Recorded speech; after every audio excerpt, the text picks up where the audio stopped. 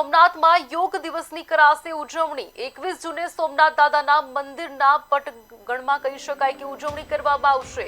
મહત્વના સમાચાર ગીર સોમનાથથી જ્યાં ગીર સોમનાથમાં યોગ દિવસની ઉજવણી કરાશે।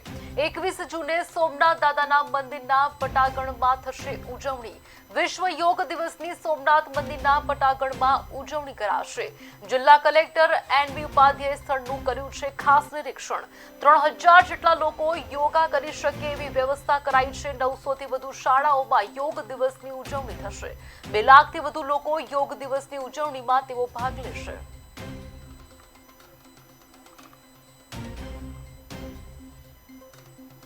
જે 21 જૂન આંતરરાષ્ટ્રીય યોગ દિવસ નિમિત્તે ગીર સોમનાથ જિલ્લામાં જિલ્લા કક્ષાનો કાર્યક્રમ સોમનાથ મહાદેવના સાનિધ્યમાં જે એમનું ગ્રાઉન્ડ છે ત્યાં બાજુમાં ત્યાં આપણે કરવા જઈ રહ્યા છીએ।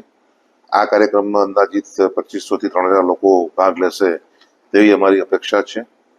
આનો થીમ જે છે એ વન નેશન વન હેલ્થ એટલે કે તમામ લોકો આપણા સ્વસ્થ હોય એવી એક થીમ છે। જિલ્લામાં આ ઉપરાંત જે આપણા 6 તાલુકા આવેલા છે એ 6 તાલુકામાં પણ આપણે આ યોગાભ્યાસ કરવા જઈ રહ્યા છીએ।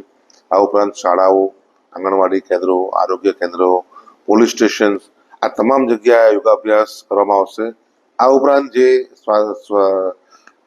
એનજીઓસ છે જે લોકો આવા કાર્યક્રમોમાં રસ ધરાવતા હોય છે, જેઓ દરરોજ સવારે યોગાભ્યાસ કરતા હોય છે, તેઓ દ્વારા પણ જિલ્લામાં વિવિધ સ્થળે યોગાભ્યાસ કરવામાં આવનાર છે। આમ સમગ્ર જિલ્લામાં 2 લાખથી વધુ લોકો એક સાથે યોગ કરશે તેવી અમારી અપેક્ષા છે। જે આ એક સ્વજાગૃતિની બાબત છે। આ યોગ કરવાથી આપણને પોતાને જ ફાયદો થવાનો છે, બીજા કોઈને ફાયદો થવાનો નથી।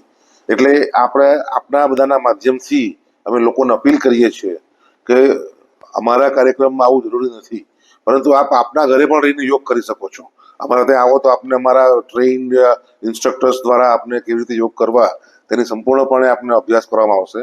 પરંતુ જો આપને અનુકૂળ ના હોય તો આપ આપની રીતે પણ ઘરે બેસીને પણ યોગ કરશો તો એ આપના પોતાના માટે આરોગ્યપ્રદ રહેશે, આપના પોતાના શરીર માટે એ